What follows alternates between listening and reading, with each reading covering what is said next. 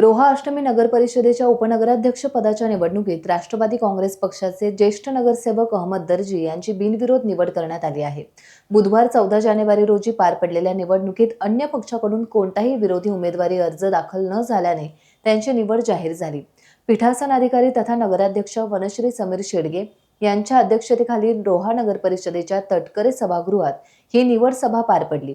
निवडीनंतर राज्याच्या महिला आणि बालविकास मंत्री अदिती तटकरे यांनी अहमद दर्जी यांचे अभिनंदन करत त्यांच्या पुढील वाटचालीसाठी शुभेच्छा दिल्या। अहमद दर्जी हे गेल्या 35 वर्षांपासून अधिक काळ राजकारणात सक्रिय असून सलग 8 वेळा नगरसेवक म्हणून निवडून आले आहेत। उपनगराध्यक्ष पदासह बांधकाम, आरोग्य आणि विविध समित्यांचे सभापती पद त्यांनी यशस्वीपणे सांभाळले आहे। निवडीनंतर प्रतिक्रिया देताना अहमद दर्जी यांनी सांगितले की जनतेचा विश्वास सार्थ ठरवून रोहा शहराच्या विकासासाठी प्रामाणिकपणे काम केले जाईल। यावेळी स्वीकृत नगरसेवकपदी दिवेश जैन आणि मात सवाल यांची निवडही जाहीर करण्यात आली।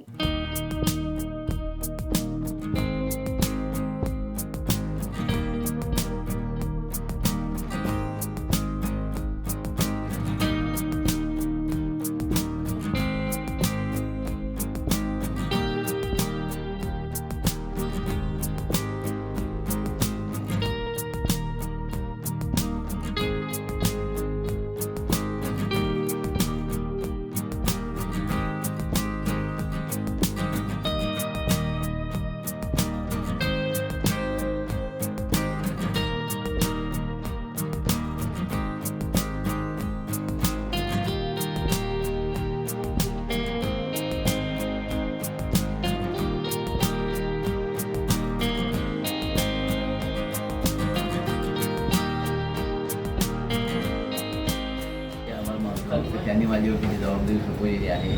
त्याप्रमाणे ताईचे आणि भाईचे त्या दोघांचे मी आभार मानतो। तर रोहा नगरपालिकेला निवडणूक झाल्यानंतर पहिल्यांदाच उपनगराध्यक्षाची निवडणूक झाली आणि त्या निवडणुकीमध्ये माननीय तटकरे साहेब यांनी माझं नाव दर्शवला।